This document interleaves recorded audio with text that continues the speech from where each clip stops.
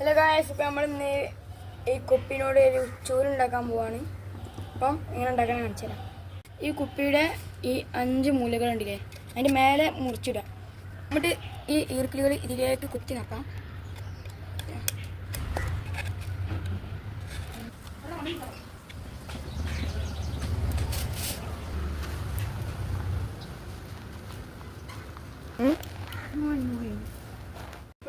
ഇനി നമുക്ക് ഇവിടെ ഈ 4 മൂലകളുണ്ട്, അവിടെ ഒന്ന് ഉരുക്കണം.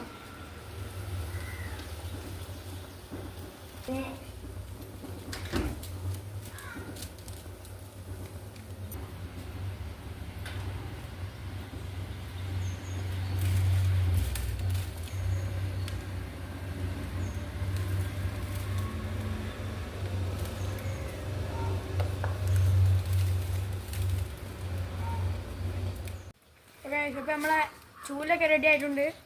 അത് കാണിച്ചു തരാം നിങ്ങൾക്ക്. വരി ഇല്ല, ചൂലുണ്ടില്ലേ, നല്ലൊരു ചൂലാണ്. അപ്പോൾ എല്ലാവരും ഇങ്ങനെ ചെയ്ത് നോക്കുക. അപ്പം ആക്കി കമൻറ്റ് ബോക്സിൽ നിങ്ങൾ അറിയിക്കണം കേട്ടോ. അപ്പം അന്നത്തെ വീഡിയോ ഇത്രയുള്ളൂ. അപ്പം ബൈ ബൈ.